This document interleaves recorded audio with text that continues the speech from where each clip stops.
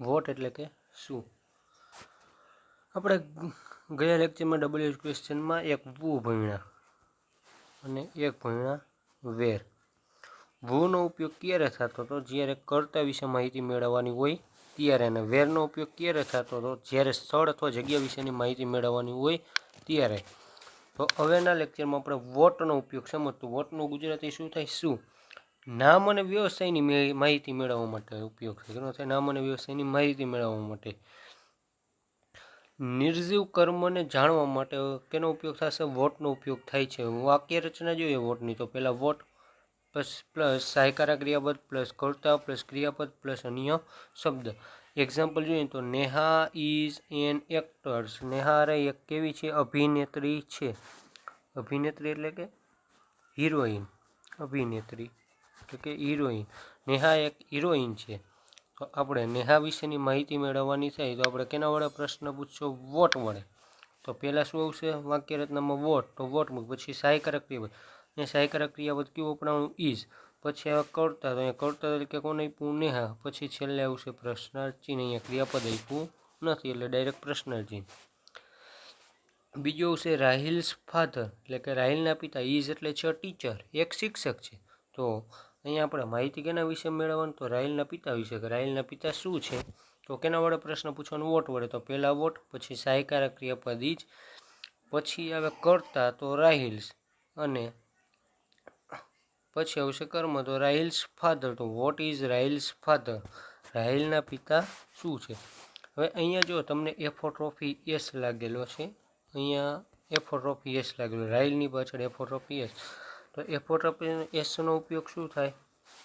જ્યારે કોઈ સંબંધક નામ આપ્યું હોય અથવા કોઈ માલિકી દર્શક શબ્દ આપેલો હોય ત્યારે. દાખલા તરીકે આપણે એમ કહીએ પેન. તો પેન કેની? રાહિલની. તો અહીંયા રાહિલ પછી એફોટ્રોફી એસ મોકલો એટલે પેનની માલિકી કેની થઈ? રાહિલ્સની. રાહિલની. તો પેનની માલિકી કેની થઈ? રાહિલની. તો અહીંયા એફોટ્રોફી એસ લાગે એટલે કે પેનની માલિકી છે રાહિલની. જ્યારે માલિકી દર્શક વાક્ય હોય ત્યારે એફોટ્રોફી એસ વપરાય.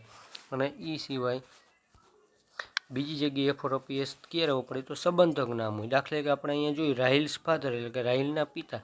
તો અહીંયા બંનેનો સંબંધ શું છે? પિતા પુત્રનો. તો અહીંયા સંબંધક નામ આપ્યું એટલે એફોટ્રોફી એસ વપરાશે. ચાલો એના પછી આપણે આગળ જોઈએ તો આવશે WH ક્વેશ્ચનમાં વેન. વેન એટલે કે ક્યારે. તો સમય વિશે માહિતી મેળવવા માટે કેનો ઉપયોગ થાય છે? વેનનો ઉપયોગ થાય છે. એની વાક્ય રચના વેન પ્લસ સહાયકારક ક્રિયાપદ પ્લસ કર્તા પ્લસ ક્રિયાપદ પ્લસ પ્રશ્નાર્થ. તો કોઈ પણ માહિતી જ્યારે સમય વિશે મેળવવાની હોય ત્યારે કેનો ઉપયોગ કરવાનો? વેનનો ઉપયોગ કરવાનો થાય છે. એક્ઝામ્પલ જોઈએ તો Rahul will come next year. Rahul રહ્યો વિલ કમ એટલે કે આવશે. નેક્સ્ટ યર એટલે કે આવતા વર્ષે. તો અહીંયા નેક્સ્ટ યર નીચે અંડરલાઈન આપી એટલે એ શું થઈ ગયું? સમય દર્શાવે કે રાહુલ રહ્યો ક્યારે આવશે? આવતા વર્ષે, નેક્સ્ટ યર. તો નેક્સ્ટ યર નીચે અંડરલાઈન આપેલું હોય ત્યારે કેના વડે પ્રશ્ન પૂછવાનો થાય? વેન વડે. તો પહેલાં સહાયક વાક્ય રચનામાં જોઈએ તો પહેલાં આવે વેન. પછી હવે સહાયકારક ક્રિયાપદ અહીંયા કયું પૂછે? વિલ. તો આપણે વિલ મૂક્યું. પછી કર્તા તરીકે કોણ આપેલું છે? રાહુલ. અહીંયા રાહુલ મૂક્યું. પછી હવે ક્રિયાપદ. તો ક્રિયાપદ આપણને કયું આપ્યું? કમ. તો અહીંયા કમ ને છેલ્લે શું મૂકવાનું થાય? પ્રશ્નાર્થ ચિહ્ન. એના પછી બીજું ઉદાહરણ જોઈએ તો Zaheer ગોઈઝ to school daily. Zaheer રહ્યો એ શાળાએ દરરોજ જાય છે. અહીંયા ડેઇલી આપ્યું હોય એના નીચે અંડરલાઈન આપી છે. તો આ કયો કાળ થાય? ડેઇલી ઓળખનો શબ્દ કયા કાળમાં આવે? સાદા વર્તમાન કાળમાં. અને જહીર પછી જે ક્રિયાપદ આપ્યું એને ES લાગ્યું એટલે સાદા વર્તમાન કાળમાં આવે. તો અહીંયા ડેઇલી નીચે અંડરલાઈન આપી એટલે ડેઇલી નીચે અંડરલાઈન આપી હોય એટલે એ શું દર્શાવે? સમય દર્શાવે કે જઈ રહ્યો શાળાએ ક્યારે જાય? તો દરરોજ જાય ને. તો ત્યારે કેના વડે પ્રશ્ન પૂછવાનો થાય? વેન વડે. તો વેન વડે પ્રશ્ન પૂછો ત્યારે પહેલાં શું આવશે? વેન. પછી આવે સહાયકારક ક્રિયાપદ વિલ. પછી આવશે કર્તા તો જઈ. પછી અહીંયા ગોઈઝ આપ્યું હોય. સોરી અહીંયા પહેલાં કર્તા તરીકે કોણ આપ્યું? સહાયક.